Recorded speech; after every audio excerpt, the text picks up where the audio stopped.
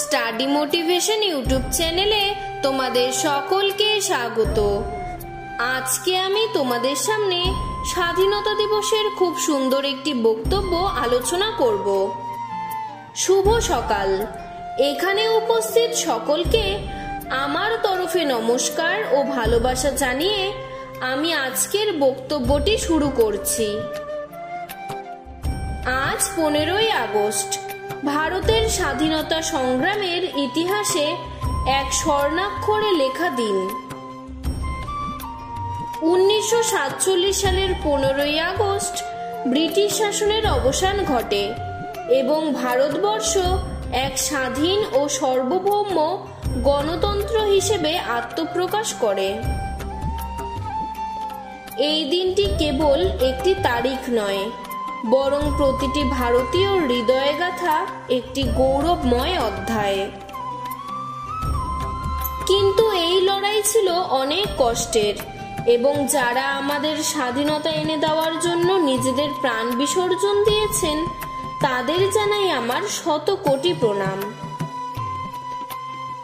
গান্ধীজি, নেতাজি, ভগৎ সিং, সর্দার বল্লভভাই প্যাটেল, ক্ষুদিরাম, ঝাঁসির রানী লক্ষ্মীবাই, মাতঙ্গিনী হাজরা, কল্পনা দত্ত থেকে শুরু করে হাজার হাজার মানুষের সংঘবদ্ধ লড়াই এনেছে ভারতের স্বাধীনতা।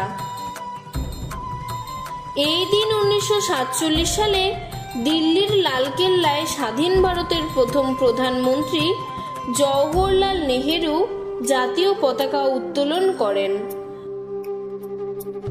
সেই থেকেই 15ই আগস্টে স্কুল, কলেজ, বিভিন্ন শিক্ষা প্রতিষ্ঠান, সরকারি দপ্তর, ক্লাবে জাতীয় পতাকা উত্তোলন করা হয়। এমনকি সকলের বাড়িতে বাড়িতে ও হাতে হাতে জাতীয় পতাকা দেখা যায়। এই দিনটি আমাদের স্মরণ করিয়ে দেয় যে আমরা কারা এবং আমাদের আগামী প্রজন্মের জন্য কি কি করা কর্তব্য। তাই আমাদের সকলের কর্তব্য হিন্দু, মুসলমান, খ্রিস্টান, জৈন, শিখ প্রভৃতি সব ধর্মকে সমান সম্মান ও ভালোবেসে দেশকে এগিয়ে নিয়ে যাওয়া।